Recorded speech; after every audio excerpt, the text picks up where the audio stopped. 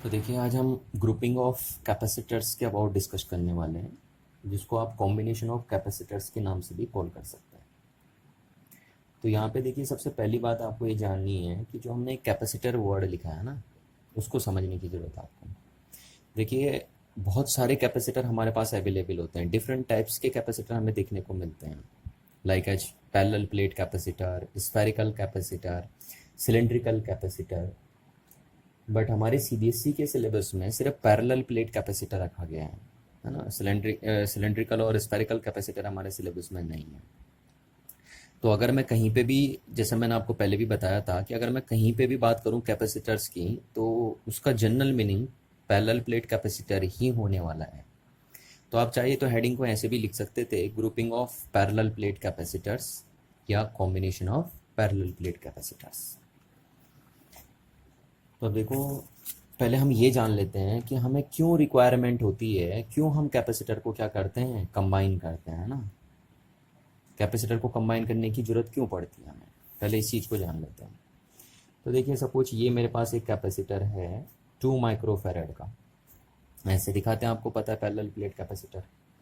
और दूसरा कैपेसिटर ये है मेरे पास 2 माइक्रोफेरेड का, और एक कैपेसिटर मेरे पास है 4 माइक्रोफेरेड का, और एक कैपेसिटर मेरे पास ये है 6 माइक्रोफेरेड का। ये 4 कैपेसिटर मेरे पास अवेलेबल हैं, डिफरेंट कैपेसिटी के, अलग अलग कैपेसिटेंस इनका है। अच्छा, पर मेरे को रिक्वायरमेंट है 1 माइक्रोफेरेड के कैपेसिटर की, यानी हमें चाहिए एक ऐसा कैपेसिटर जिसका कैपेसिटेंस कितना हो, 1 माइक्रोफेरेड। बट 1 माइक्रोफेरेड यहाँ पे अवेलेबल ही नहीं है हमारे पास। हमारे पास जो चारों कैपेसिटर हैं वो, उनमें से कोई भी 1 माइक्रोफेरेड का नहीं है, और हमें रिक्वायरमेंट किसकी है, 1 माइक्रोफेरेड के कैपेसिटर की है। तो सब ऐसी सिचुएशन जब आपके सामने आ जाती है ना, कि जो आप, जिसकी आपको रिक्वायरमेंट है वो आपके पास अवेलेबल ना हो, तो आप क्या करते हैं, ग्रुपिंग करते हैं कैपेसिटर्स की। या आप बोल सकते हैं कि तब आप क्या करते हैं, कैपेसिटर्स को कंबाइन करके ये कैपेसिटर बनाते हैं। यानी इन कैपेसिटर्स को हम क्या करेंगे, अगर कंबाइन करेंगे, अब कंबाइन करने के भी अलग अलग तरीके होते हैं, और कंबाइन करके हम ये कैपेसिटर बनाएंगे। जैसे अभी अगर आप आगे पढ़ते रहोगे तो आपको एक बात समझ में आएगी कि अगर हम इन दोनों कैपेसिटर्स को पैरेलल में कंबाइन कर दें, तो इन दोनों का जो नेट कैपेसिटर बनेगा वो ये बन जाएगा, ठीक है ना। यानी इन दोनों कैपेसिटर्स के हेल्प के बेस पे मैं ये कैपेसिटर तैयार कर सकता हूँ। और जब इनको हम कैसे कंबाइन करेंगे, पैरेलली कंबाइन करेंगे, ठीक। तो इसीलिए हम ग्रुपिंग करते हैं यहाँ पे। अच्छा, जैसे सपोज ये बोल दूँ मैं, दूसरा मैं ये बोल दूँ कि मेरे को अगर सपोज 2.5 माइक्रोफेरेड का कैपेसिटर चाहिए, यानी एक ऐसा कैपेसिटर चाहिए जिसका कैपेसिटेंस इतना हो, तो हम क्या करें, देखिए हमारे पास अवेलेबल तो है ही नहीं इतना, अवेलेबल हमारे पास ये है और रिक्वायरमेंट हमें इसकी है। तो ऐसी सिचुएशन में ही मैंने क्या कहा था आपसे कि आपको ग्रुपिंग करने की ज़रूरत पड़ेगी। जैसे आगे आप पढ़ोगे तो अभी आप देखोगे कि अगर हम इन दोनों कैपेसिटर्स को सीरीज में कंबाइन कर दें, तो इन दोनों का जो नेट कैपेसिटेंस बनेगा इन दोनों कैपेसिटर का, वो इतना बन जाएगा। यानी इन दोनों कैपेसिटर की हेल्प के बेस पे आप ये कैपेसिटर तैयार कर सकते हैं। सिमिलरली अगर मैं आपसे बोलूं कि अगर मेरे को 8 माइक्रोफेरेड का कैपेसिटर चाहिए,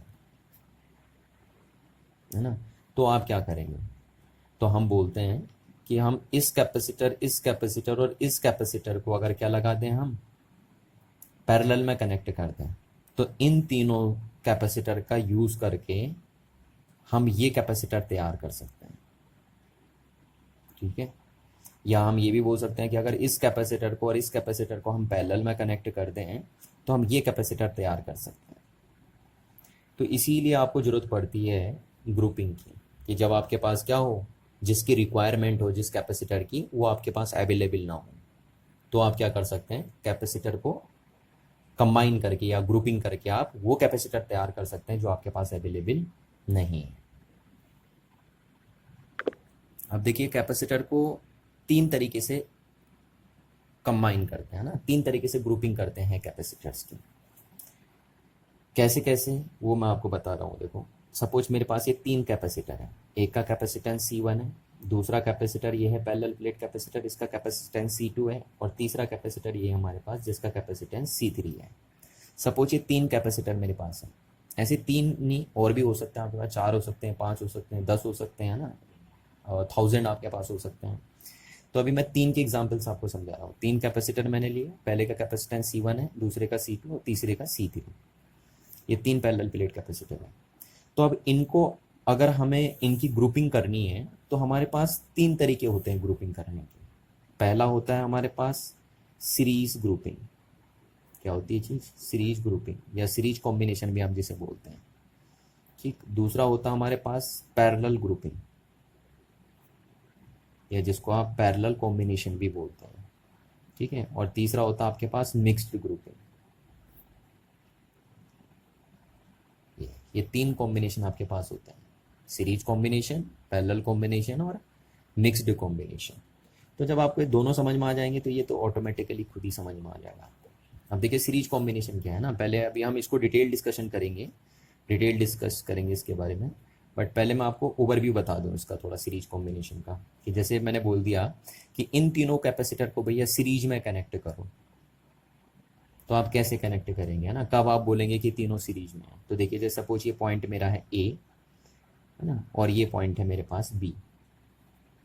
अब इन दोनों पॉइंट्स के बीच में अगर मेरे को इनको सीरीज में कंबाइन करना है तो मैं इस तरीके से करूंगा। देखिए तरीका ये है, ठीक है,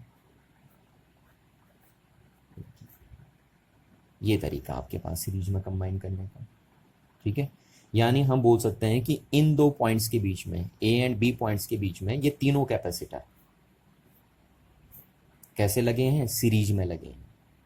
तो सीरीज में कैपेसिटर तब बोले जाते हैं, देखो सीरीज पहचानने का तरीका क्या है ना, सबसे सिंपल तरीका है कि अगर इस पॉइंट से लेकर इस पॉइंट तक आपको पास होके जाना पड़ रहा है हर कैपेसिटर में। देखो आप ए से बी तक तभी पहुंच सकते हो जब आप इससे भी पास होके जाओगे, इससे भी पास होके जाओगे और इससे भी पास होके जाओगे, तभी आप यहाँ पे पहुंच सकते हो ना। अगर आपने यहाँ से चलना स्टार्ट किया तो जब आप इससे पास होगे, इससे पास होगे और इससे पास करोगे, तभी आप यहाँ तक पहुंच पाओगे।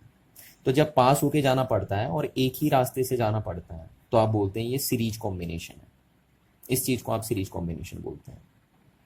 ठीक है ना। ये तरीका आप नहीं लगाते हैं कि जब एक कैपेसिटर की पॉजिटिव प्लेट दूसरे कैपेसिटर की नेगेटिव प्लेट से जुड़ी होती है वो सीरीज कॉम्बिनेशन होता है। वो तरीका भी अलग अलग है अपना कहने का, हर कोई टीचर अपने अपने तरीके से बात को एक्सप्रेस करता है। बट मैं जो आपको बता रहा हूँ आपको वो चीज़ ध्यान रखनी है कि इन दो पॉइंट्स के बीच में ये तीनों कैपेसिटर सीरीज में कब बोले जाएंगे? जब इस पॉइंट से लेकर अगर आप इस पॉइंट तक मूव करते हैं और आपको हर कैपेसिटर से पास होके जाना पड़ेगा, यानी अगर आपको एक सिंगल पाथ से पास होके जाना पड़ेगा ये, तो आप बोलते हैं ये क्या है? सीरीज में लगे पड़े हैं ये तीनों कैपेसिटर, है ना। इसको सीरीज कॉम्बिनेशन बोलते हैं। अच्छा, दूसरा आता है पैरेलल कॉम्बिनेशन। तो सपोज ये पॉइंट ए है और ये पॉइंट बी है, और मैंने आपसे कह दिया कि इन तीनों कैपेसिटर्स को इन दो पॉइंट्स के बीच पैरेलली कनेक्ट करिए। तो आप कैसे कनेक्ट करेंगे? देखिए आप ऐसे कनेक्ट करेंगे। देखिए एक कैपेसिटर ये लग गया आपका, इसको आपने बोल दिया C1। एक कैपेसिटर आप ऐसे लगा देंगे, देखिए यहाँ से, है ना? ये जोड़ दिया मैंने, ये C2, और तीसरा कैपेसिटर हमने ये लगाया, ये क्या हो गया आपके पास? C3। तो ये तीनों कैपेसिटर इन दो पॉइंट्स के बीच में पैरेलली कनेक्टेड है। ठीक है। इसको आप बोलेंगे कि हमने तीनों कैपेसिटर इन दो पॉइंट्स के बीच कैसे कनेक्ट किए हैं? पैरेलली कनेक्ट किए हैं। अब देखो पैरेलल कनेक्शन का फंडा क्या है ना, पैरेलल कनेक्शन का फंडा ये है कि यहां से देखिए अगर आप ए पॉइंट से और बी पॉइंट तक मूव कर रहे हैं तो आपके पास अल्टरनेटिव पाथ है। देखिए आप यहां से गए, जब यहां से आ गए तो आप बिना इसमें से और इसमें से पास हुए आप बी पॉइंट तक पहुंच गए, और यहाँ से देखिए आप ये एक तरीका आपके पास, ए से बी तक आप गए, तो जब आप यहाँ से जा रहे हो तो देखो आप C1 और C3 में मूव नहीं किए, और आपके पास एक अल्टरनेटिव वे ये भी है, यहाँ से भी आप जा सकते थे, तो आप इसमें और इसमें पास नहीं किए जब आप यहाँ से गए तो यानी जब ए पॉइंट से बी पॉइंट तक आप अल्टरनेटिव पाथ को चूज करके पहुंच सकते हैं, तो आप बोलते हैं वो कैसे कॉम्बिनेशन में रखे हैं? पैरेलल कॉम्बिनेशन में रखे हैं।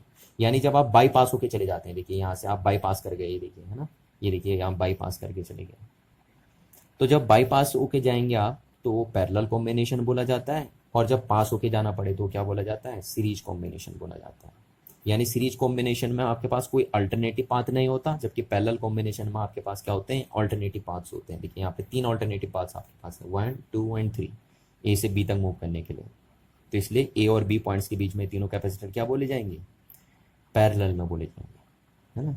अच्छा, कुछ टीचर ऐसे भी बताते हैं कि अगर तीनों कैपेसिटर की एक प्लेट सेम पॉइंट से जुड़ी हो और तीनों कैपेसिटर की अगर दूसरी प्लेट सेम पॉइंट से जुड़ी हो तो उनको पैरेलल कॉम्बिनेशन में हम बोल देते हैं। ये भी तरीका होता है, अपना अपना तरीका होता है। बट मैं आपसे कह रहा हूँ कि बड़ा सिंपलेस्ट तरीका ये है सीरीज और पैरेलल कॉम्बिनेशन पता करने का, कि अगर पास होके जाना पड़े तो सीरीज कॉम्बिनेशन, और अगर बाई पास होके जाना पड़े, जैसे यहाँ पे देखिए बाई पास होके जा रहे हैं हम, है ना, ऐसे तीन पाथों से, तो उसको हम पैरेलल कॉम्बिनेशन बोल देते हैं। अच्छा, अब बात करते हैं मिक्स ग्रुपिंग की। तो मिक्स में कैसे करना है, देखिए मिक्स में ये होता है, देखिए जैसे ए पॉइंट्स और बी पॉइंट्स के बीच में मैंने कह दिया कि इन तीनों कैपेसिटर को आप मिक्स करके लगाइए। तो आप ऐसे लगा सकते हो, देखो एक कैपेसिटर आपने ये लगाया, एक कैपेसिटर आपने ये लगाया, ठीक, ये बना दिए C1, ये बना दिया C2, और एक आपने ये लगा दिया, ठीक है, ये बना दिया आपने C3। तो देखिए ये मिक्स्ड ग्रुपिंग हो गई है ना। इसमें ये दोनों क्या हैं, ये दोनों इस पॉइंट और इस पॉइंट के बीच में क्या है, पैरेलल में कनेक्टेड है, ठीक है ना, ये पैरेलल में कनेक्टेड है।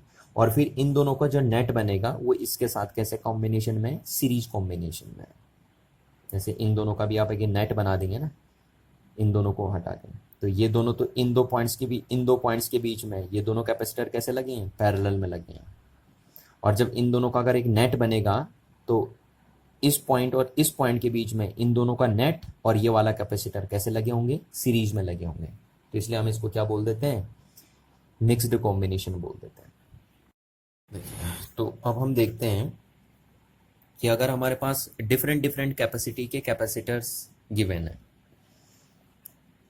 तो जब हम उनको सीरीज में कंबाइन करते हैं, जैसे यहाँ पे हमने किया था, है ना, या पैरेलल में कंबाइन करते हैं, तो उनका इक्विवेलेंट कैपेसिटेंस कितना आता है। इक्विवेलेंट को आप नेट कैपेसिटेंस भी बोल सकते हैं, इफेक्टिव कैपेसिटेंस भी बोल सकते हैं, और रिजल्टेंट कैपेसिटेंस भी आप बोल सकते हैं, है ना। तो अब हम देखेंगे कि अगर जैसे डिफरेंट डिफरेंट कैपेसिटी के कैपेसिटर हमारे पास अवेलेबल हैं और उनको हम अगर हम सीरीज में कंबाइन कर देंगे तो इनका जो रिजल्टेंट आएगा वो कितना आएगा, जब वो सीरीज में होंगे और जब वो पैरेलल में होंगे तो उनका रिजल्टेंट कैपेसिटेंस कितना आएगा, वो ट्राई करेंगे, हम देखेंगे, है ना। तो यहाँ पे चलते हैं, देखिए आइए, कि जैसे मैं आपको पहले ही बता चुका हूँ, देखिए कि जो कॉम्बिनेशंस होता है कैपेसिटर को तीन तरीके से हम करते हैं, सीरीज, पैरेलल और मिक्स्ड। तो पहले हम बात कर लेते हैं सीरीज कॉम्बिनेशन की, सीरीज कॉम्बिनेशन की, ठीक है। तो हमारे पास ये तीन कैपेसिटर की मैंने सपोज, एक का कैपेसिटेंस C1 है पैरेलल प्लेट कैपेसिटर का, और दूसरे का कैपेसिटेंस है C2, और तीसरा कैपेसिटर हमारे पास है C3 कैपेसिटेंस का। ये तीन कैपेसिटर हमारे पास अवेलेबल है, और अब हमें क्या करना है, इनको सीरीज में कंबाइन करना है और देखना है कि अगर हम इन्हें सीरीज में कंबाइन करते हैं तो इनका इक्विवेलेंट कैपेसिटेंस कितना आएगा या रिजल्टेंट कैपेसिटेंस कितना आएगा। तो सपोज ये पॉइंट ए है और ये पॉइंट बी है, और इन दो पॉइंट्स के बीच में मैंने इन तीनों कैपेसिटर को सीरीज में कनेक्ट करना है। तो देखिए सीरीज में कनेक्ट करने का तरीका क्या है, आप ऐसे लगाएंगे, इस कैपेसिटर को ये लगाएंगे, दूसरा कैपेसिटर ये आपने लगाया, और तीसरा कैपेसिटर आपने ये लगाया। और मैं आपको पहले भी बता चुका हूँ कि ए पॉइंट्स और बी पॉइंट्स के बीच में अगर ये तीनों कैपेसिटर्स आप पास होके जा रहे हैं तो आप इनको सीरीज बोलेंगे, और अगर आप बाई पास होके जा रहे हैं तो आप इन्हें पैरेलल बोलते हैं ना। तो यहाँ पे आप पास होके जा रहे हैं तो ये सीरीज कॉम्बिनेशन में बोले जाएंगे। अब हमें देखना है कि इन तीनों कैपेसिटर का जो इक्विवेलेंट कैपेसिटेंस बनेगा, जिसको हम सी इक्विवेलेंट लिखेंगे, वो कितना आएगा, है ना।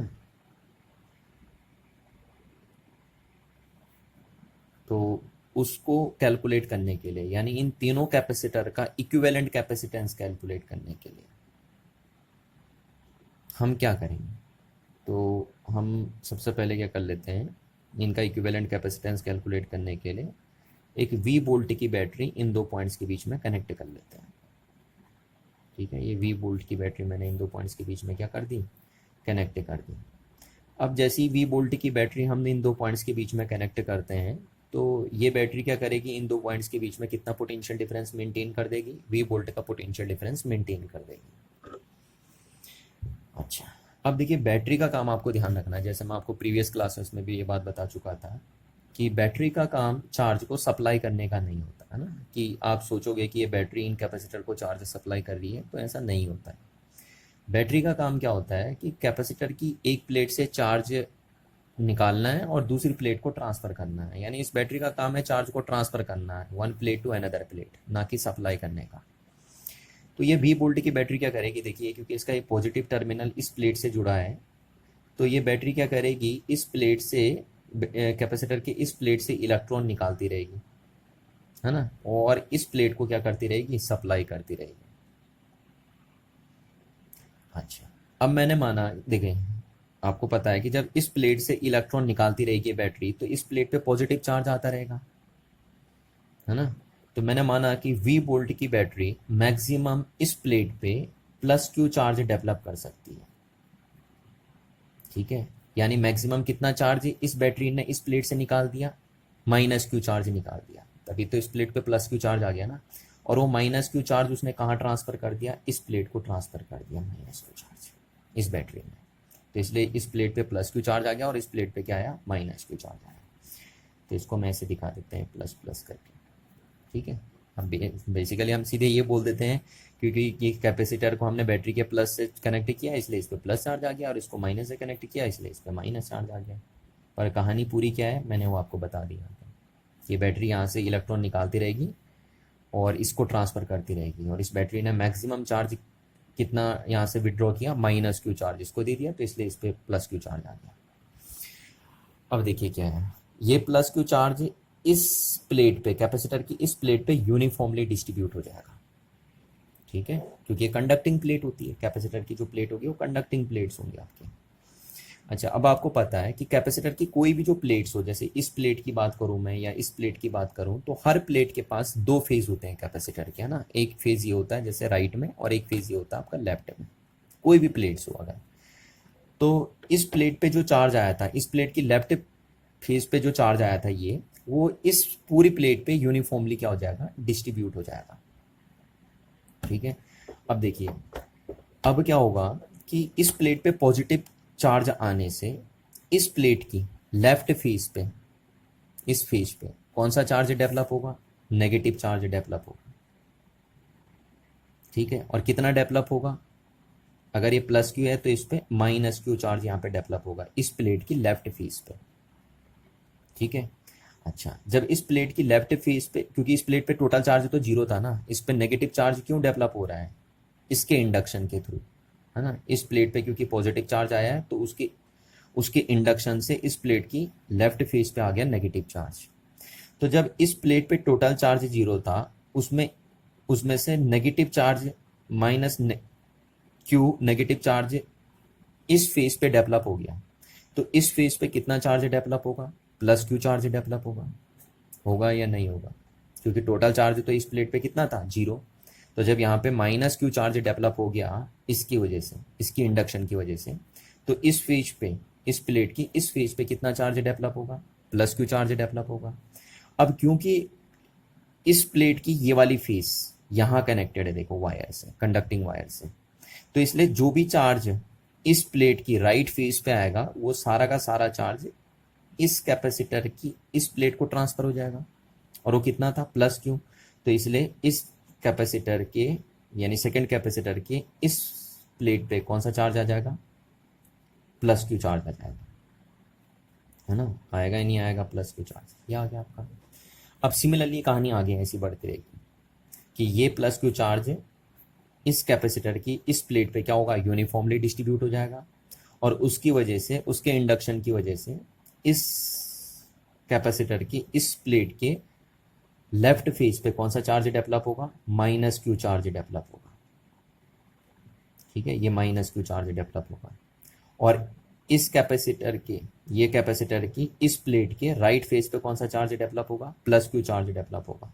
और क्योंकि ये फेस कहाँ कनेक्टेड है, यहाँ कनेक्टेड है, तो इसलिए इस फेस पे जो भी चार्ज डेवलप होगा राइट फेस पे इस प्लेट की, वो चार्ज कहाँ ट्रांसफर हो जाएगा, यहाँ ट्रांसफर हो जाएगा। और कितना डेवलप हुआ तो प्लस क्यू, तो इसलिए ये सारा प्लस क्यू चार्ज यहाँ डेवलप, यहाँ ट्रांसफर हो जाएगा। तो ये कहानी है आपकी पूरी की पूरी। तो आप देख पा रहे हैं एक बात क्लियरली, एक बात आप क्लियर समझ पा रहे हैं यहाँ से कि जब भी कैपेसिटर सीरीज में लगे होते हैं, है ना, तो हर कैपेसिटर पे जो अमाउंट ऑफ चार्ज होता है वो सेम होता है। देखिए, है ना, इस कैपेसिटर पे टोटल चार्ज कितना है, क्यू। देखिए, आप ये नहीं बोलेंगे कि इस कैपेसिटर पे टोटल चार्ज जीरो है ना, प्लस क्यू और माइनस क्यू तो जीरो हो गया। मैंने आपको बताया था कि कैपेसिटर का कौन सा चार्ज काउंट होता है, सिर्फ जो उसकी पॉजिटिव प्लेट पे होता है। तो इस कैपेसिटर पे टोटल चार्ज क्यू है, इस पे भी क्यू है और इस पे भी क्यू है। तो यही एक सबसे बड़ा प्लस पॉइंट होता है, या इसको आप बोल सकते हो कि ये एक सबसे बड़ी आइडेंटिटी है सीरीज में, सीरीज को फाइंड करने की, है ना, सीरीज कॉम्बिनेशन को फाइंड करने की, कि जब भी कैपेसिटर क्या होते हैं, सीरीज में होते हैं, तो हर कैपेसिटर पे जो अमाउंट ऑफ चार्ज होता है वो सेम होता है। तो ये बात आपको नोट करके रखनी है कि the amount of charge on each capacitor will be same if they are connected in series. ये देखिए सीरीज में कनेक्टेड है। अब क्योंकि देखिए जो पहला कैपेसिटर है उसका कैपेसिटेंस है C1, दूसरा कैपेसिटर है उसका कैपेसिटेंस है C2, और तीसरा कैपेसिटर है उसका कैपेसिटेंस है C3। ठीक है, और अमाउंट ऑफ चार्ज सब पे क्या है, सेम है। तो आपको पता है कैपेसिटेंस का फॉर्मूला होता है चार्ज अपॉन वोल्टेज, है ना, चार्ज अपॉन पोटेंशियल डिफरेंस जिसे आप बोलते हो। ये कैपेसिटर का कैपेसिटेंस का फॉर्मूला होता है, C equals to Q upon V। तो अगर हम इस कैपेसिटर के की बात करें कि इस कैपेसिटर का जो कैपेसिटेंस होगा वो कितना होगा, तो देखिए चार्ज तो सब पे सेम है, चार्ज तो क्या है, सब पे सेम है, अपॉन पोटेंशियल डिफरेंस। तो क्योंकि हम पहले ही बोल चुके हैं कि तीनों कैपेसिटर का कैपेसिटेंस क्या है, डिफरेंट डिफरेंट है ना, हम पहले इनका कैपेसिटेंस डिफरेंट डिफरेंट डिसाइड कर चुके थे ये। और क्योंकि चार्ज सब पे क्या है, सेम है, तीनों कैपेसिटर पे चार्ज तो सेम है क्योंकि they are connected in series. और किस तरीके से मैकेनिज्म हुई हो मैंने आपको बताई यहाँ पे। तो इसलिए इनका पोटेंशियल डिफरेंस जो होगा वो डिफरेंट डिफरेंट होगा, ध्यान रखना इस बात का, ठीक है ना। यानी जब ये कैपेसिटर सीरीज में लगे होंगे तो इस कैपेसिटर के अक्रॉस जो पोटेंशियल डिफरेंस होगा उसको हमने V1 मान लिया, इस कैपेसिटर के अक्रॉस जो पोटेंशियल डिफरेंस होगा उसको हमने V2 मान लिया, और इस कैपेसिटर के अक्रॉस जो होगा उसे V3 मान लिया। और ऐसा होना भी चाहिए, तीनों कैपेसिटर के अक्रॉस जो पोटेंशियल डिफरेंस है वो डिफरेंट डिफरेंट होना भी चाहिए। क्यों होना चाहिए, क्योंकि हमने इनका कैपेसिटेंस अलग अलग ले लिया। क्योंकि अगर भाई देखिए यहाँ पे कि अगर इनके अक्रॉस पोटेंशियल डिफरेंस भी सेम हो जाएगा तो फिर तो इनका कैपेसिटेंस भी सेम हो जाएगा ना, क्योंकि चार्ज सेम है। अगर तीनों के अक्रॉस पोटेंशियल डिफरेंस भी सेम हो गया तो इनका कैपेसिटेंस भी सेम होना चाहिए। और हम पहले ही डिसाइड कर चुके हैं कि तीनों का कैपेसिटेंस क्या है, डिफरेंट डिफरेंट है, इसलिए इनके अक्रॉस पोटेंशियल डिफरेंस भी क्या होगा, डिफरेंट डिफरेंट होगा। और वैसे भी देखिए ना, पोटेंशियल डिफरेंस तो कहानी पॉइंट्स की होती है ना, V पोटेंशियल डिफरेंस तो इन दो पॉइंट्स के बीच था, जबकि ये कैपेसिटर तो सिर्फ इन दो पॉइंट्स के बीच लगा है, ये कैपेसिटर इन पॉइंट्स के बीच लगा है और ये कैपेसिटर इन पॉइंट्स के बीच लगा है। तो पोटेंशियल डिफरेंस तीनों के अक्रॉस तो क्या नहीं हो सकता, सेम हो ही नहीं सकता। ठीक है, वो हम यहाँ से देख चुके हैं। तो मैंने मान लिया कि जो V1 पोटेंशियल डिफरेंस है वो इन प्लेट्स के अक्रॉस है ना, यानी इन दो प्लेट्स के अक्रॉस पोटेंशियल डिफरेंस कितना है, V1। इन दो प्लेट्स के अक्रॉस जो पोटेंशियल डिफरेंस है वो कितना मान लिया मैंने, V2। और इन दो प्लेट्स के अक्रॉस जो पोटेंशियल डिफरेंस है उसको हमने कितना मान लिया, V3 मान लिया। क्लियर है ना बात। और जहाँ पे पहले कैपेसिटर का जो कैपेसिटेंस होगा वो अब इस तरीके से डिफाइंड होगा, दूसरे कैपेसिटर का कैपेसिटेंस इस तरीके से डिफाइंड होगा, और तीसरे कैपेसिटर का कैपेसिटेंस इस तरीके से डिफाइंड होगा।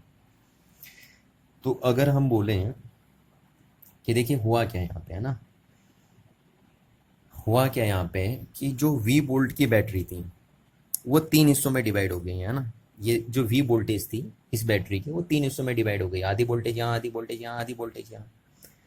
तो हम इसको law of conservation of energy भी बोल सकते हैं ना, कि जो टोटल एनर्जी देखिए, जो टोटल वोल्टेज है वो आपकी डिस्ट्रॉय नहीं होगी, वो 3 हिस्सों में डिवाइड हो गई यहाँ पे। तो हम जो बोल सकते हैं कि V 3 हिस्सों में डिवाइड हो गया, तो हम इसको V1 plus V2 plus V3 लिख सकते हैं यहाँ से, कि जो टोटल वोल्टेज है वो 3 हिस्सों में डिवाइड हो चुकी है, V1 plus V2 plus V3। अच्छा, इसको इक्वेशन नंबर हमने फर्स्ट नाम दे दिया। अब यहाँ से देखिए अगर हम वैल्यू पुट करें V1 की, तो V1 की वैल्यू कितनी आ जाएगी, Q upon C1, plus V2 की वैल्यू यहाँ से देखिए कितनी आ जाएगी, Q अपॉन C2, और प्लस V3 की वैल्यू कितनी आ जाएगी, Q अपॉन C3। तो यहाँ से अगर हम Q को कॉमन ले लें तो यहाँ से हम बोल सकते हैं 1/C1 plus 1/C2 plus 1/C3। ये इक्वेशन नंबर आपकी बन गई सेकेंड। इतनी बात आपको क्लियर हो जानी चाहिए, ठीक है, ये सेकेंड इक्वेशन बन गई। अब अगर हम बोलें कि इसका इक्विवेलेंट सर्किट बनेगा, है ना, अगर मैं आपसे बोलूं कि इसका इक्विवेलेंट सर्किट कैल बना के दिखाइए मेरे को, ठीक है, इसका इक्विवेलेंट। तो देखिए इसका इक्विवेलेंट कैसे बनेगा ना, इसका इक्विवेलेंट बनाने का तरीका क्या है, देखिए आप ये पॉइंट्स लिखेंगे A और ये पॉइंट्स लिखेंगे B, और इन तीनों के बदले एक कैपेसिटर आप लगाएंगे, क्योंकि इनका इक्विवेलेंट निकालना आपको। तो उसका कैपेसिटेंस मैं कितना मानूंगा, C इक्विवेलेंट बोल दूंगा, ठीक है, और उसके अक्रॉस भी कितने वोल्ट की बैटरी लगाऊंगा, वी वोल्ट की बैटरी लगाऊंगा। तभी तो ये कैपेसिटर इन तीनों का क्या बोला जाएगा, इक्विवेलेंट बोला जाएगा ना। जब आप इतने वोल्ट की बैटरी दोगे इस कैपेसिटर को भी जितना इन तीनों को दिए आपने, ठीक है, और ये बैटरी भी इस कैपेसिटर से कितना चार्ज विड्रॉ करे, जब क्यू चार्ज विड्रॉ करे, है ना। तो इस प्लेट पे प्लस क्यू चार्ज आएगा, इस पे माइनस क्यू चार्ज आएगा। तब ये कैपेसिटर क्या बोला जाएगा, इन तीनों का क्या बोला जाएगा, इक्विवेलेंट कैपेसिटर बोला जाएगा। तो मैंने कहा क्या, इन तीनों का इक्विवेलेंट कैपेसिटर ये कब बोला जाएगा, जब इस कैपेसिटर के अक्रॉस भी वी वोल्ट की बैटरी लगाएं और ये बैटरी भी इस कैपेसिटर से कितना चार्ज विड्रॉ करे, क्यू ही चार्ज विड्रॉ करे, तभी ये कैपेसिटर क्या बोला जाएगा, इन तीनों कैपेसिटर का इक्विवेलेंट कैपेसिटर बोला जाएगा। तो ये देखिए, ये इसका ये क्या हो गया, ये जो सर्किट है वो इसका इक्विवेलेंट सर्किट है। तो इसका इक्विवेलेंट सर्किट बना दिया हमने, ये इसको हम इक्विवेलेंट सर्किट भी बोल सकते हैं, इक्विवेलेंट सर्किट, ठीक है, इसका इक्विवेलेंट सर्किट बन गया ये। तो अब हम अगर इस सर्किट से निकालेंगे तो इस सर्किट से हम बोलेंगे कि जो V की वैल्यू है वो कितनी आएगी। तो इस सर्किट से जो V की वैल्यू आएगी वो आएगी आपकी Q अपॉन C इक्विवेलेंट, आएगी नहीं आएगी। अच्छा, इसको स्मॉल क्यू लिख लेते हैं हमारे जगह, है ना, क्योंकि हमने यहाँ पे स्मॉल क्यू लिखा है, तो इसलिए हर जगह आप इसको क्या लिख दीजिए, स्मॉल क्यू लिख दीजिए। चलिए कोई नहीं, मैंने कैपिटल क्यू लिख दिया, तो आप इसको स्मॉल क्यू लिख लीजिए हर जगह। ये बन गया आपके पास। तो अगर इस सर्किट से हम V निकालेंगे तो V की वैल्यू इतनी आ जाएगी, Q अपॉन C इक्विवेलेंट। तो इसको एक क्वेश्चन नंबर हम नाम दे देते हैं सेकेंड, ठीक है। आप देखिए ये दोनों चीज़ें एक ही तो हैं, इसी का तो इक्विवेलेंट सर्किट है ये। तो हम बोलेंगे from equation first and second से, है ना, दोनों बातें एक ही हैं।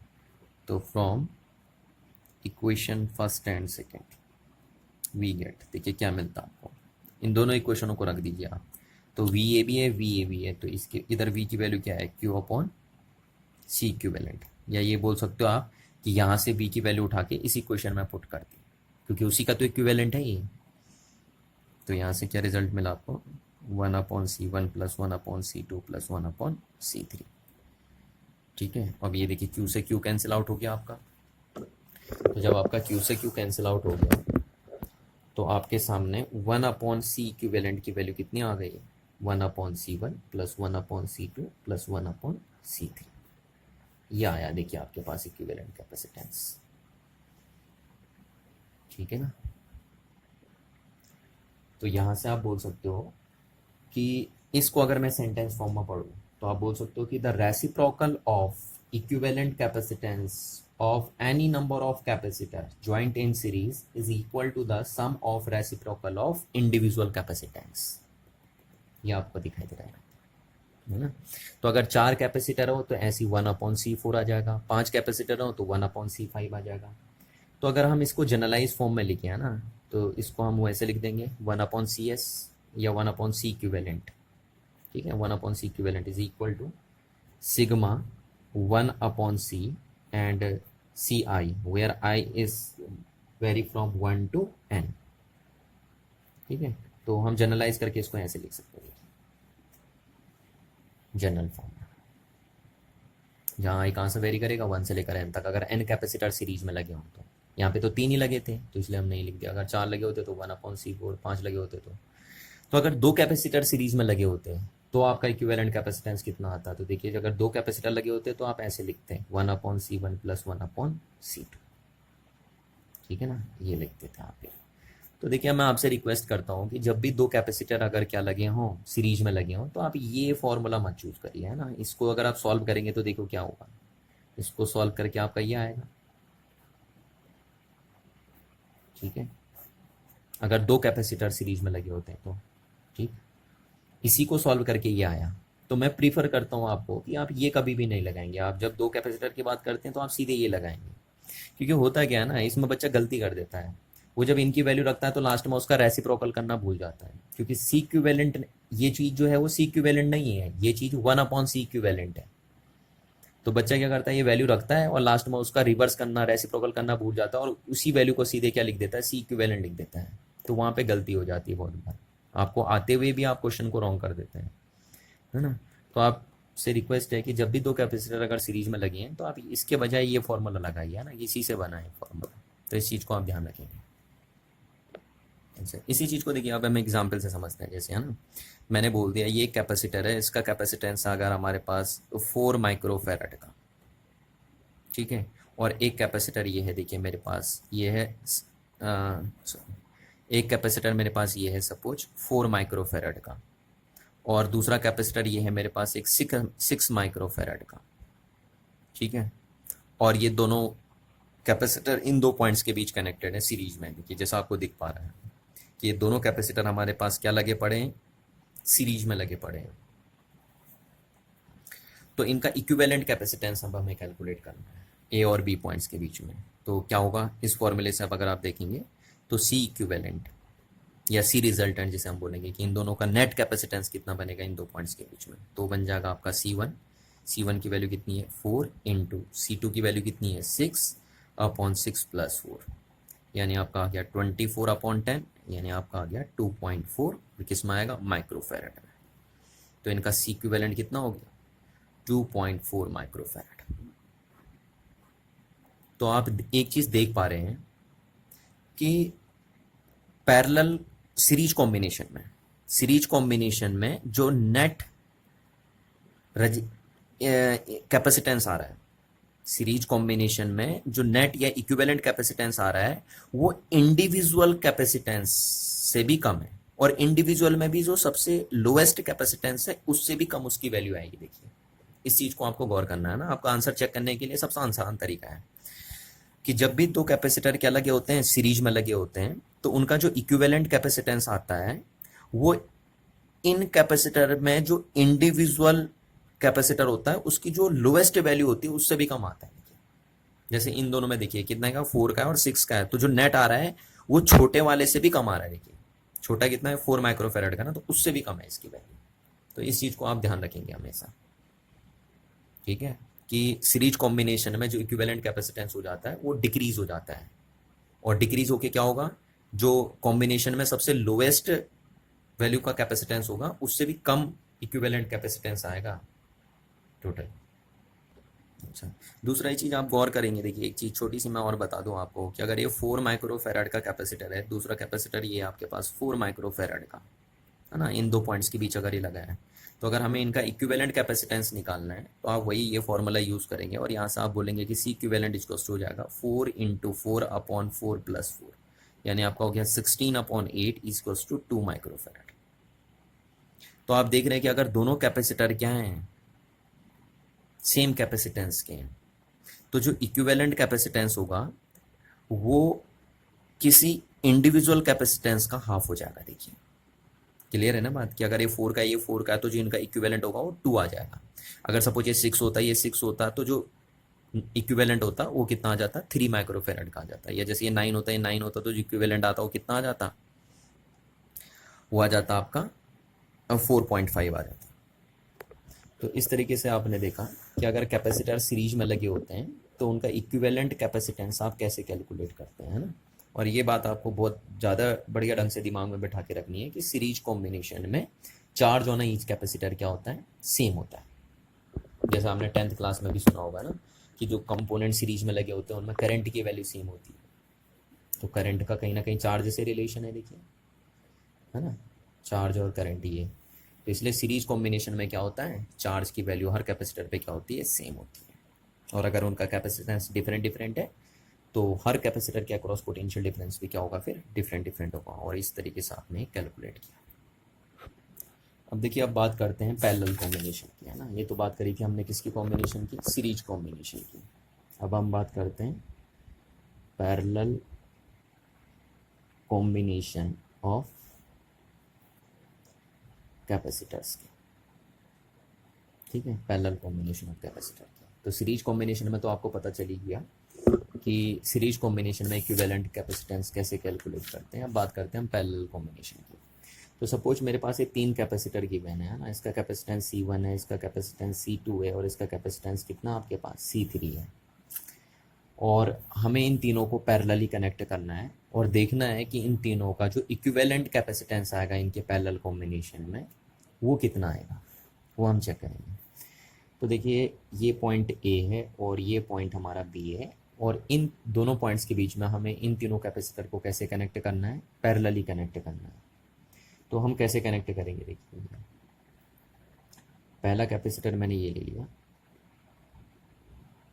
C1 कैपेसिटेंस का, दूसरा कैपेसिटर मैंने ले लिया C2 कैपेसिटेंस का, और तीसरा कैपेसिटर हमने ये ले लिया C3 कैपेसिटेंस का। ठीक है, अब जरा आप देखेंगे तो इन दो पॉइंट्स के बीच में ये तीनों कैपेसिटर क्या लगे हैं, पैरेलल में लगे हैं। और मैं आपको पहले भी बता चुका हूँ कि हम पैरेलल कैसे बोलते हैं। देखिए अगर ए पॉइंट से बी पॉइंट तक चलने के लिए आपको बाईपास होके जाना पड़ेगा, है ना, बाईपास होके आप जा रहे हैं तो पैरेलल कॉम्बिनेशन बोलना पड़ता है, और अगर पास होके जा रहे हैं तो सीरीज। तो यहाँ पे देखिए ए से बी जब चल रहे हैं आप तो इसमें चल रहे हैं, है ना, अल्टरनेटिव पाथ में चल रहे हैं, यहाँ चल रहे हैं, फिर यहाँ चल रहे हैं। तो जब आप इसमें चल रहे हैं तो यहाँ नहीं चल रहे हैं, जब आप इसमें चल रहे हैं तो यहाँ और यहाँ नहीं चल रहे हैं, जब इसमें चल रहे हैं तो यहाँ और यहाँ नहीं चल रहे हैं। तो इसलिए कैसे लगे पड़े, पैरेलल कॉम्बिनेशन में लगे पड़े आपके। यानी जब आप अल्टरनेटिव पाथ से चूज होके अल्टरनेटिव पाथ से पास होके जाते हो तो पैरेलल कॉम्बिनेशन, और अगर आप बाईपास होके जाते हैं तो सीरीज कॉम्बिनेशन। तो ये लगे। अब हमें क्या करना है, इन दो पॉइंट्स के बीच में इन तीनों कैपेसिटर का जो पैरेलली कनेक्टेड है उनका इक्विवेलेंट कैपेसिटेंस कैलकुलेट करना है। इक्विवेलेंट मतलब इन तीनों का नेट, है ना, जिसको इफेक्टिव कैपेसिटेंस भी हम बोलते हैं। तो देखिए इन तीनों का इफेक्टिव कैपेसिटेंस इन दो पॉइंट्स के बीच निकालने के लिए हमें क्या करना पड़ता है, इन दो पॉइंट्स के बीच V वोल्ट की बैटरी लगानी पड़ती है ना। तो ये V वोल्ट की बैटरी हमने लगा दी इन दो पॉइंट्स के बीच में। क्यों लगाई, क्योंकि हमें इन तीनों कैपेसिटर का क्या करना है, इक्विवेलेंट कैपेसिटेंस कैलकुलेट करना है इन दो पॉइंट्स के बीच में। तो जैसे हम V वोल्ट की बैटरी इन दो पॉइंट्स के बीच में लगाते हैं तो ये V वोल्ट की बैटरी इन दो पॉइंट्स के बीच में कितना पोटेंशियल डिफरेंस मेंटेन कर देगी, V वोल्ट का पोटेंशियल डिफरेंस क्या कर देगी, मेंटेन कर देगी इन दो पॉइंट्स के बीच में। अब देखिए ध्यान से सुनिए, देखिए क्योंकि तीनों कैपेसिटर अगर आप देख पा रहे हैं तो तीनों कैपेसिटर इन दो पॉइंट्स के बीच ही लगे हैं। ये कैपेसिटर भी इन दो पॉइंट्स के बीच में लगा है, ये कैपेसिटर भी इन दो पॉइंट्स के बीच में लगा पड़ा है, और ये कैपेसिटर भी इन दो पॉइंट्स के बीच में लगा पड़ा है। और इस बैटरी ने इन दोनों पॉइंट्स के बीच में कितना पोटेंशियल डिफरेंस मेंटेन करके रखा है, V वोल्ट का पोटेंशियल डिफरेंस मेंटेन करके रखा है। और आपको ये बात पता होनी चाहिए कि पोटेंशियल डिफरेंस पॉइंट्स का ही खेल होता है ना। तो क्योंकि इन दो पॉइंट्स के बीच में पोटेंशियल डिफरेंस V वोल्ट का है और ये तीनों कैपेसिटर इन्हीं दो पॉइंट्स के बीच में लगे हैं, तो इसलिए इस कैपेसिटर के अक्रॉस भी जो पोटेंशियल डिफरेंस होगा वो कितना होगा, V वोल्ट का होगा। इस कैपेसिटर के अक्रॉस भी जो पोटेंशियल डिफरेंस होगा वो भी कितने वोल्ट का होगा, V वोल्ट का होगा। और इस कैपेसिटर के अक्रॉस भी जो पोटेंशियल डिफरेंस होगा वो भी कितने वोल्ट का होगा, V वोल्ट का होगा। क्योंकि तीनों कैपेसिटर A और B पॉइंट्स के बीच में लगे हैं और A और B पॉइंट्स के बीच में बैटरी ने कितने वोल्ट का पोटेंशियल डिफरेंस मेंटेन रखा है, V वोल्ट का। तो ये बात आप ध्यान रखेंगे, ठीक है। तो इसलिए ये बात हम हमेशा आप ध्यान रखेंगे कि जब भी कैपेसिटर क्या लगे पड़े होते हैं, पैरेलल में लगे पड़े होते हैं दो पॉइंट्स के बीच में, तो हर कैपेसिटर के अक्रॉस जो पोटेंशियल डिफरेंस की वैल्यू होती है वो सेम होती है। जबकि आपने देखा था सीरीज कॉम्बिनेशन में क्या सेम था, चार्ज की वैल्यू सेम थी, पोटेंशियल डिफरेंस हर कैपेसिटर के अक्रॉस क्या था, डिफरेंट था। और यहाँ पे क्या हो रहा है पैरेलल कॉम्बिनेशन में, कि जो पोटेंशियल डिफरेंस है हर कैपेसिटर के अक्रॉस वो सेम है, ठीक है। अब देखिए, अब क्योंकि आपको पता है, देखिए ये फॉर्मूला आपको पता है, C इक्वल्स टू Q/V होता है आपका, है ना, ये फॉर्मूला आप जानते हैं। अब अगर हम बात करें कि पहले कैपेसिटर का कैपेसिटेंस C1 था, दूसरे का C2 था और तीसरे का C3 था,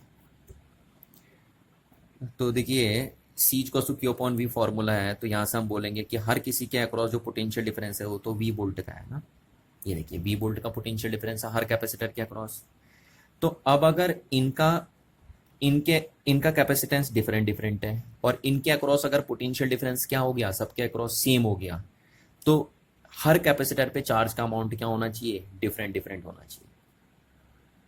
ये देखिए इस बात को आपको गौर करना है, क्योंकि अगर तीनों के अक्रॉस पोटेंशियल डिफरेंस सेम हो गया और तीनों कैपेसिटर पे चार्ज भी सेम हो गया, तो इसका मतलब तो ये हो जाएगा ना कि अगर तीनों पे चार्ज भी सेम है और तीनों के अक्रॉस पोटेंशियल डिफरेंस भी सेम हो गया, तो हम कहेंगे कि तीनों का कैपेसिटेंस भी फिर क्या होना चाहिए था, सेम होना चाहिए था। और ये बात हम पहले ही डिसाइड कर चुके हैं कि तीनों का कैपेसिटेंस क्या है, डिफरेंट डिफरेंट है। तो इसलिए कि क्योंकि तीनों का कैपेसिटेंस डिफरेंट डिफरेंट है, इसलिए जो चार्ज होगा तीनों कैपेसिटर्स पे वो क्या होगा, डिफरेंट डिफरेंट होगा। और पहले कैपेसिटर पे हमने चार्ज कितना मान लिया, Q1 मान लिया, दूसरे पे कितना मान लिया, Q2, और तीसरे पे कितना मान लिया, Q3 मान लिया। और पोटेंशियल डिफरेंस तो हर कैपेसिटर के अक्रॉस कितना रहेगा, V ही रहेगा, क्योंकि पैरेलल में वोल्टेज हमेशा क्या रहती है, सेम रहती है हर कैपेसिटर के अक्रॉस। ठीक है, तो तो इसलिए इन पे चार्ज डिफरेंट डिफरेंट आया। अगर कोई यहाँ से पूछे कि क्यों हर कैपेसिटर पे चार्ज डिफरेंट डिफरेंट आ रहा है, तो आप बोलेंगे क्योंकि हमने इनका कैपेसिटेंस पहले ही डिफरेंट डिफरेंट सेलेक्ट कर लिया था, और कैपेसिटेंस पहले ही डिफरेंट डिफरेंट है, और पोटेंशियल की वैल्यू सबकी क्या है, सेम है, तो इसलिए चार्ज को डिफरेंट होना पड़ा। क्योंकि अगर चार्ज भी सेम हो जाएगा तो फिर कैपेसिटेंस भी सबका सेम हो जाएगा, जो कि पॉसिबल ही नहीं है। ठीक है, तो ये बन गया। तो पहले का कैपेसिटेंस इस तरीके से डिफाइंड हो जाएगा, दूसरे का कैपेसिटेंस इस तरीके से, और तीसरे का कैपेसिटेंस इस तरीके से। अब देखो इसको समझते हैं। मैंने आपको पहले भी कहा था कि बैटरी का काम क्या होता है, चार्ज को सप्लाई करने का नहीं होता है। बैटरी का काम होता है चार्ज को एक प्लेट से दूसरे प्लेट पे ट्रांसफर करना। तो सपोज मैंने माना कि V वोल्ट की बैटरी ने मैक्सिमम इस प्लेट से Q1 चार्ज विड्रॉ किया। तो जब Q1 चार्ज विड्रॉ करेगा तो इस प्लेट पे कितना चार्ज आएगा, प्लस का Q1, और वो चार्ज ये बैटरी यहाँ से ट्रांसफर करके इस प्लेट को देगी, तो इसलिए इस प्लेट पे क्या आएगा, माइनस Q1 चार्ज आ जाएगा, है ना। मैक्सिमम इतना चार्ज इस बैटरी ने इस प्लेट से ट्रांसफर करके इस प्लेट को दिया। सिमिलरली हम यहाँ पे मानेंगे इस प्लेट पे कितना चार्ज है, इस कैपेसिटर की प्लेट पे कितना चार्ज है, Q2। तो हम बोलेंगे कि ये V वोल्ट की बैटरी ने सपोज इस प्लेट से मैक्सिमम कितना चार्ज विड्रॉ किया, Q2 चार्ज विड्रॉ किया। तो जब Q2 चार्ज विड्रॉ करेगा तो इस पर प्लस का Q2 आ जाएगा, और वो चार्ज यहाँ से निकाल के इस प्लेट को दे दिया, और इस पर आ गया माइनस का Q2। ठीक है, तो हम बोलते हैं इस कैपेसिटर पे माइनस, मतलब इस कैपेसिटर पे Q2 चार्ज हो गया।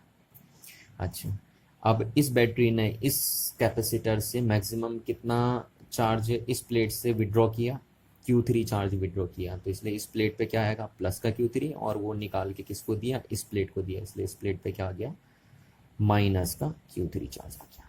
तो ये इस तरीके से हो गया। इसलिए हम बोलेंगे कि इस प्लेट पे Q1 चार्ज हो गया, इस पे Q2 चार्ज हो गया, और इस पे Q3 चार्ज हो गया, जैसे हमने यहाँ पे मेंशन किया हुआ है आपका। इतनी बात हो गई। तो देखिए यहाँ से Q1 चार्ज निकल के आ रहा है, यहाँ से Q2, और यहाँ से Q3। तो हम टोटली बोलेंगे अगर यहाँ से Q1 निकल के आया, यहाँ से Q2 निकल के आया, और यहाँ से Q3 निकल के आया, तो जो टोटल चार्ज सप्लाई हो रहा हो एक तरीके से कितना चार्ज सप्लाई हो रहा है, Q चार्ज सप्लाई हो रहा है। ये बोल सकते हैं हम कि इस बैटरी ने टोटल मिला के इन तीनों प्लेट से कितना चार्ज निकाला, Q चार्ज निकाला। तो इसलिए Q चार्ज निकाला और इस इन तीनों प्लेट्स को दे दिया, तो Q चार्ज ट्रांसफर हो रहा है टोटली, है ना, कैपिटल Q चार्ज ट्रांसफर हो रहा है यहाँ से इन प्लेट्स पे। तो हम ये बोल सकते हैं कि जो Q की वैल्यू होगी वो Q1 प्लस, स्मॉल में लिखेंगे ना, Q1 plus Q2 plus Q3 होगी, ऐसा लिख सकते हैं हम, बताइए। और ये हम किस बेस पे ऐसा लिख रहे हैं, according to law of conservation of charge, ना। क्योंकि इस प्लेट से अगर Q1 चार्ज निकल के आ रहा है, इससे Q2 चार्ज निकल के आ रहा है, और इससे Q3 चार्ज निकल के आ रहा है, तो टोटली कितना चार्ज आया यहाँ से यहाँ ट्रांसफर हुआ, Q चार्ज ट्रांसफर हुआ। और वो Q चार्ज क्या होगा, इन तीनों का ही तो कॉम्बिनेशन होगा। ठीक है, तो ये बना दिया हम। तो ये हमने according to law of conservation of charge लिख दिया आपका, ये हो गया। तो यहाँ से Q इक्वल्स टू, आप देखिए Q1 की वैल्यू हम यहाँ से रखेंगे तो C1 into we, plus Q2 की वैल्यू यहाँ से रखेंगे तो C2 into we, plus Q3 की वैल्यू यहाँ से रखेंगे तो C3 इंटू वी रखेंगे। तो यहाँ पे हमने law of conservation of charge का कंसेप्ट लगाया, जबकि पहले सीरीज कॉम्बिनेशन में हमने क्या लगाया था, law of conservation of energy का कंसेप्ट लगाया था। देखिए ये law of conservation of voltage है ना, वोल्टेज या एनर्जी बोल दो, एक ही बात है। तो law of conservation of voltage का कंसेप्ट लगाया था, यहाँ पे हमने चार्ज का कंसेप्ट लगाया। क्यों लगा रहे, देखिए क्योंकि पैरेलल में क्या होता है ना, चार्ज की वैल्यू डिफरेंट डिफरेंट होती है, तो इसलिए हमने ये कंजर्वेशन लॉ लगाया है यहाँ पे। और सीरीज में क्या होता है, वोल्टेज की वैल्यू डिफरेंट डिफरेंट होती है, इसलिए हमने ये कंसेप्ट लगाया है यहाँ पे। तो सीरीज में वोल्टेज अलग अलग होता है, इसलिए हमने ये कंजर्वेशन लॉ लगा दिया। पैरेलल में चार्ज की वैल्यू डिफरेंट डिफरेंट होती है, इसलिए हमने ये कंजर्वेशन लॉ लगा दिया यहाँ पे। तो ये ठीक हो गया ये, और यहाँ से V कॉमन आ गया, 1 प्लस C2 प्लस C3 हो गया। ये क्वेश्चन नंबर बन गया हमारे सेकेंड। क्लियर। तो अब देखिए, अगर मैं बोलूँ इसका इक्विवेलेंट सर्किट बनाइए, है ना, इसका इक्विवेलेंट सर्किट, तो कैसे बनाएंगे आप इसका इक्विवेलेंट सर्किट? देखिए, इसका इक्विवेलेंट सर्किट आप इस तरीके से तैयार करते हैं। इसका इक्विवेलेंट सर्किट आप इन तीनों कैपेसिटर के बदले क्या लगा लेते हैं? एक कैपेसिटर लगा लेते हैं, और उसका कैपेसिटेंस आप कितना मानते हैं? सी इक्विवेलेंट बोल देते हैं। ठीक है, इन तीनों के बदले में। और किन पॉइंट्स के बीच लगाते हैं आप उसको भी? ए और बी पॉइंट्स, सेम इन्हीं दो पॉइंट्स के बीच लगाते हैं। इन तीनों के बदले एक लगा देंगे आप।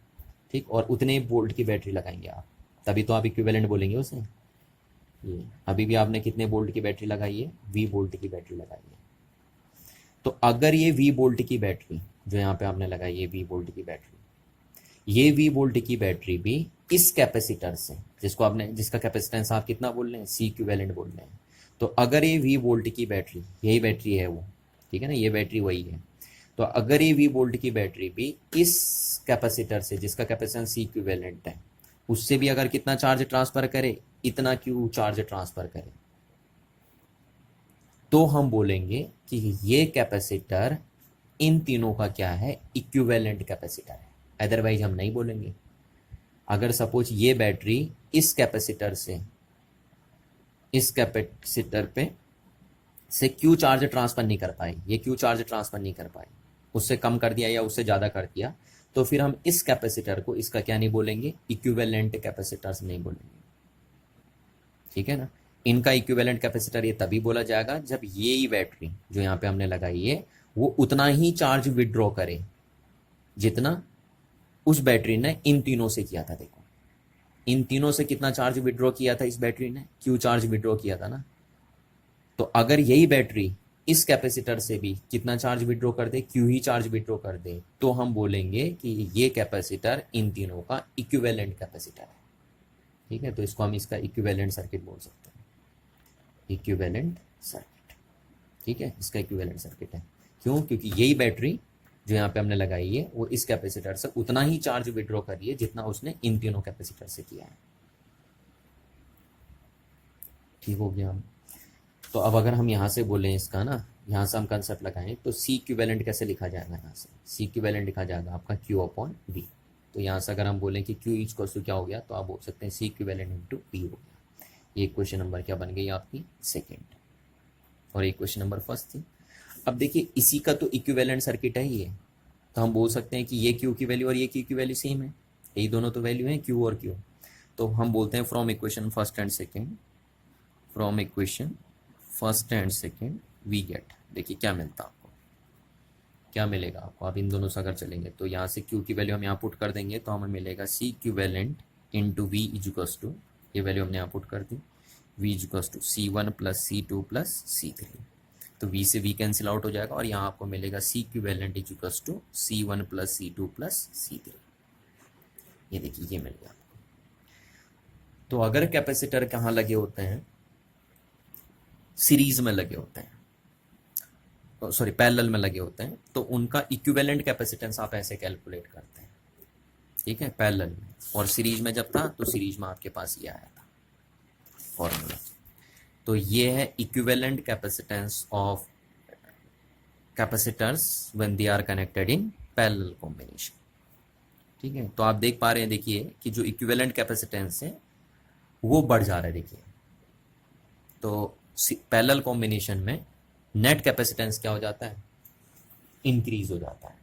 तो यहाँ से हम बोल सकते हैं कि equivalent capacitance of any number of capacitor jointed in parallel is equal to the sum of individual capacitance, है ना। जैसे एक एग्जांपल से मैं आपको समझाऊं सिंपली, कि देखिए अगर ये कैपेसिटर सपोज कितने का होता, ये कैपेसिटर अगर सपोज 2 माइक्रोफेरेड का होता, ये 4 माइक्रोफेरेड का होता और ये 6 माइक्रोफेरेड का होता, तो जो नेट कैपेसिटेंस आता या इक्विवेलेंट कैपेसिटेंस आता वो कितना होता? तो इस फॉर्मूले के अकॉर्डिंग हो जाता 2 + 4 + 6, यानी हो जाता आपका 12 माइक्रोफेरेड का।